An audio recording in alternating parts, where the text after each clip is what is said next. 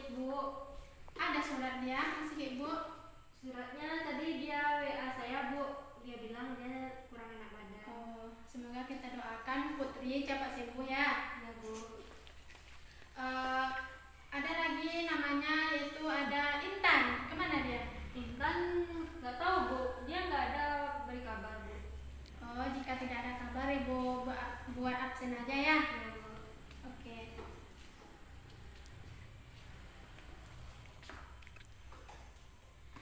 Baiklah Nanda, sebelum memulai pembelajaran kita hari ini, Ibu akan mengulas kembali materi yang disampaikan teman-teman Ibu kemarin yang berjudul bentuk-bentuk interaksi sosial. Ada yang tahu interaksi sosial? Atau pernah melakukan atau pernah melihat di suatu tempat bagaimana interaksi sosial itu? Ada, Bu. Pernah. Di mana? Contohnya kita berinteraksi atau menyapa orang itu satu interaksi juga, Bu. Oh iya, benar. Itu juga merupakan contoh dari interaksi sosial, di mana interaksi itu kita melakukan hubungan timbal balik antara seseorang satu dengan orang lainnya. Di sini Ibu akan membagi bentuk-bentuk dari interaksi sosial. Di sini ada interaksi sosial ini gambarnya seperti ini ya. Ini merupakan contoh gambar dari interaksi sosial. Selanjutnya, bentuk-bentuk interaksi sosial dibagi menjadi 4. Yang pertama ada kerjasama, yang kedua ada akomodasi, yang ketiga akulturasi, yang keempat asimilasi. Nah, kita masuk yang pertama, kerjasama. Apa itu kerjasama? Kerjasama. Belajar kelompok kerjasama juga, tuh, Bu. Ya benar, itu merupakan contoh dari kerjasama. Pengertian kerjasama itu apa? Nggak tahu, Bu. Oh, baiklah, jika tidak tahu, Ibu akan memberi kasih tahu. Kerjasama itu suatu usaha yang dilakukan oleh seseorang kepada sekelompok orang untuk mencapai tujuan bersama. Jadi, contoh kerjasama itu bisa kita kategorikan seperti gotong royong, melakukan atau pembersihan seperti yang di kelas ini, membersihkan sampah atau merapikan meja, kursi, itu merupakan contoh dari kerjasama. Selanjutnya akomodasi. Apa itu akomodasi? Akomodasi. Oh, akomodasi itu suatu penyesuaian diri kita. Itu yang dinamakan dengan kita harus bisa menyesuaikan diri dengan orang lain, dengan masyarakat, dengan individu yang lain. Selanjutnya ada akulturasi. Ada yang tahu akulturasi? Akulturasi perubahan. Oke, perubahan. Contohnya? Contohnya dapat kita lihat zaman sekarang cara orang berubah cara berpakaian, melihat ke arah-arah barat. Iya, benar sekali. Jadi akulturasi itu seperti perubahan. Asimilasi? Asimilasi yaitu pembauran. Iya, jadi asimilasi ini pembauran. Baiklah, Ibu akan masuk materi kita hari ini tentang proses sosial disosiatif. Di sini ada yang tahu disosiatif atau pernah melakukan atau pernah berinteraksi atau pernah melakukan atau pernah mencoba disosiatif. Ada yang tahu disosiatif? Disosiatif itu proses sosial secara negatif. Oke, pintar kita. Ibu akan menjelaskan tentang proses sosial disosiatif ini, yaitu proses sosial yang terjadi antara individu dengan individu, individu dengan kelompok, dan kelompok dengan masyarakat yang bersifat negatif. Berbeda dengan bentuk interaksi sosial yang bersifat asosiatif, di mana asosiatif ini mengarah kepada persatuan, sedangkan yang disosiatif ini mengarah kepada hal-hal yang perpecahan. Di sini Ibu akan membagi bentuk-bentuk dari proses sosial disosiatif ada 3 macam. Yang pertama ada persaingan, yang kedua ada pertentangan, yang ketiga ada namanya kontravensi. Di sini kita masuk yang pertama tentang persaingan. Ada yang tahu persaingan? Bernana ya, dipersilakan. Persaingan adalah persaingan yang dilakukan tanpa kekerasan. Iya,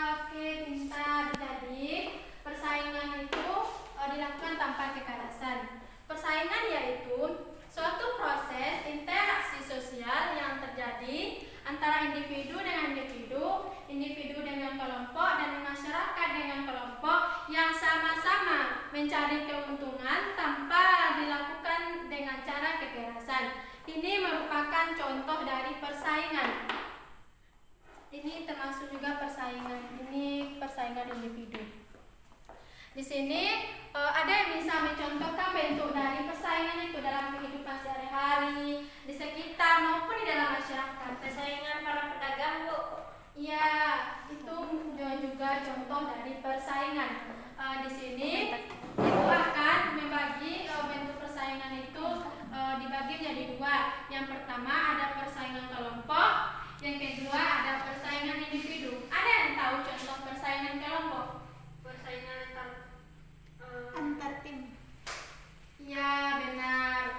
Jadi persaingan antar kelompok itu kita melakukan persaingan antara kelompok satu dan kelompok yang lainnya. Itu merupakan persaingan kelompok. Contoh dari persaingan kelompok di sekitar sekolah, ada yang tahu? tahu Apa? belajar, Bu. Ya, belajar juga. Contohnya melakukan lomba cerdas cermat di sekelompok belajar. Nah, selanjutnya kita akan masuk persaingan individu. Apa yang dimaksud dengan persaingan individu? Persaingan individu. Persaingan dalam memperebut juara. Iya, benar. Itu juga merupakan contoh dari persaingan individu. Persaingan individu ini yaitu suatu persaingan yang terjadi antar individu satu dengan individu yang lainnya. Jadi itu yang dinamakan dengan persaingan individu. Jadi persaingan individu ini suatu di dalam kelas kita akan memperebutkan juara kelas. Itu juga merupakan contoh dari persaingan individu. Atau juga memperebutkan atau piala dunia atau lomba 17 Agustus atau lomba MTQ itu merupakan contoh dari persaingan individu. Berdasarkan yang telah Ibu jelaskan tadi, ada yang mau dipertanyakan atau ada yang tidak mengerti? Mengerti, Bu. Oh, dan mengerti ya. Selanjutnya kita akan masuk kedua yaitu tentang pertentangan. Ada yang tahu pertentangan atau pernah melakukan atau pernah melihat di sekitarnya orang yang melakukan pertentangan? Pertentangan. Contohnya perkelahian. Ya, itu benar sekali. Pertentangan contohnya seperti perkelahian. Ada lagi, Nana? Tahu. Bila Ibu menjelaskan tentang pertentangan. Pertentangan yaitu suatu proses sosial individu yang terjadi antara individu dengan individu satu, individu dengan kelompok dan kelompok dengan masyarakat yang dilakukan secara paksaan atau kekerasan. Nah, jadi itu yang dinamakan dengan pertentangan. Di sini ada sebab-sebab terjadinya pertentangan. Yang pertama, ada yang tahu sebab-sebab terjadi pertentangan atau konflik? Salah paham. Iya, benar, salah paham. Ada lagi, Nana? Ada tahu penyebab dari itu? Contohnya perbedaan pendapat, kesalahpahaman, perasaan individu dan perubahan kebudayaan. Itu yang dinamakan penyebab terjadinya pertentangan atau konflik di dalam kehidupan masyarakat. Jadi pertentangan itu sebaiknya kalau kita hindari lebih baik dihindari ya, supaya tidak terjadi. Selanjutnya yang ketiga ada namanya kontravensi. Ada yang tahu kontravensi? Ada yang tahu kita? Merasa tidak suka yang disembunyikan. Oh iya, benar, pintar anak-anak kita. Kesha ada tahu? Oke. Jadi kontravensi itu yaitu perasaan tidak suka yang disembunyikan. Maksudnya apa? Jadi perasaan tidak suka yang disembunyikan oleh seseorang kepada orang lain. Contohnya seperti ini. Ada suatu anggota OSIS kepada ketua OSIS. Ketika ketua OSIS mau melakukan argumen atau pendapatnya, tetapi dia melihat anggota OSISnya itu menyebalkan, jadi dia tidak mau mengungkapkan argumennya, dia mau menyimpan di dalam hatinya. Itu yang dinamakan kontravensi. Ada contoh lain yang kontravensi?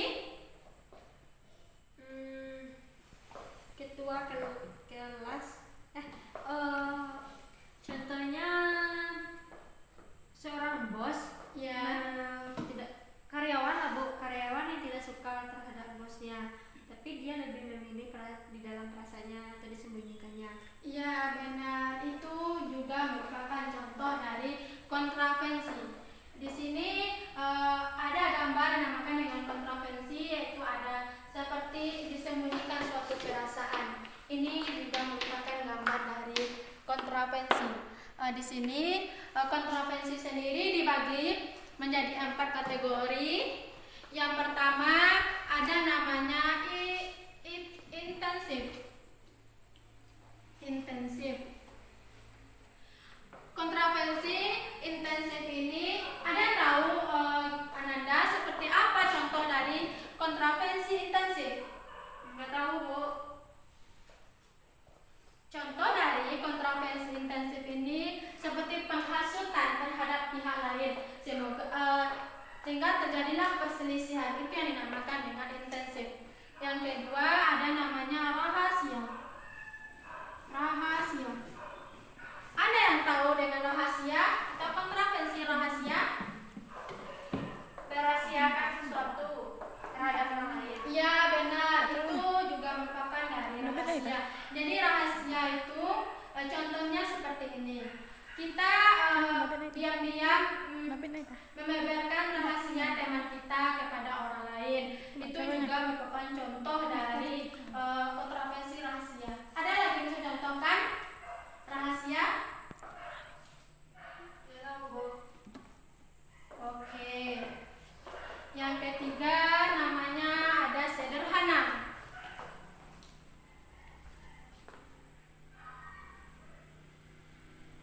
Ada yang tahu kontravensi sederhana dalam kehidupan kita sehari-hari?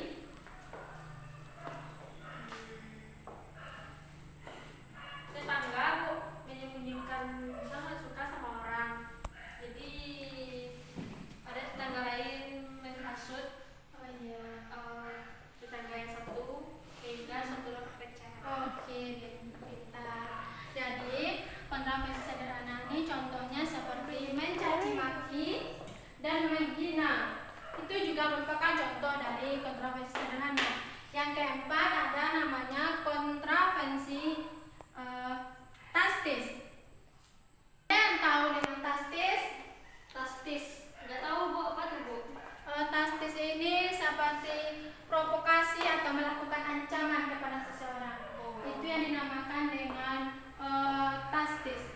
Berdasarkan materi yang telah Ibu sampaikan, adakah Ananda semua memahami tentang proses sosial disosiatif? Ada yang bisa menyimpulkan?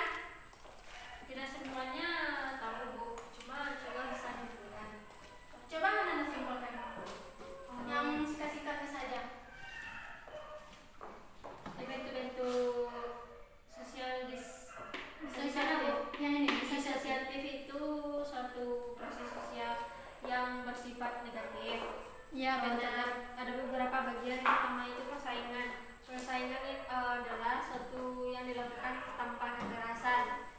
Yang kedua yaitu pertentangan. Pertentangan dilakukan secara kekerasan. Contohnya perkelahian atau pembunuhan. Yang ketiga yaitu kontravensi. Kontravensi yaitu perasaan tidak suka namun dilakukan secara menyembunyikan hal tersebut. Iya benar, itu kesimpulan dari Gita. Berarti Gita sudah memahami. Bagaimana dengan Ananda Nana? Apakah sudah memahami? Sudah, Bu. Kesha? Sudah, Bu. Alhamdulillah udah ya. Baik, Ibu akan menyimpulkan berdasarkan penyimpulan dari Gita. Di sini proses sosial disosiatif itu dibagi menjadi 3, di mana disosiatif itu berarti berhubungan dengan negatif. Disosiatif dibagi menjadi 3, ada persaingan, ada pertentangan, dan ada kontravensi. Persaingan yaitu suatu persaingan yang dilakukan tanpa kekerasan, seperti memperebutkan juara kelas. Sedangkan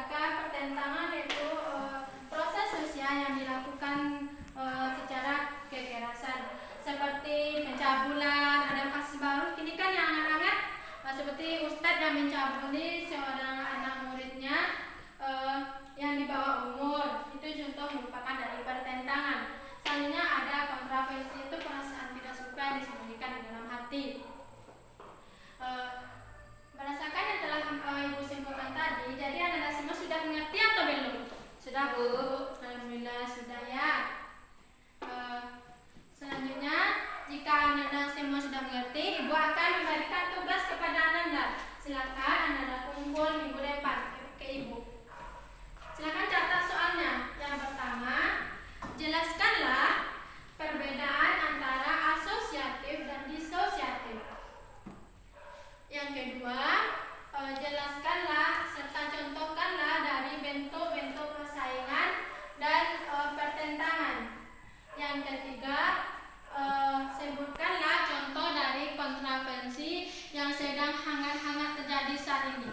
Hanya itu tugas dari Ibu, hanya 3 buah. Silakan dikerjakan dan dikumpul minggu depan ke Ibu. Ada yang mau dipertanyakan lagi? Enggak, Bu. Oh, tidak.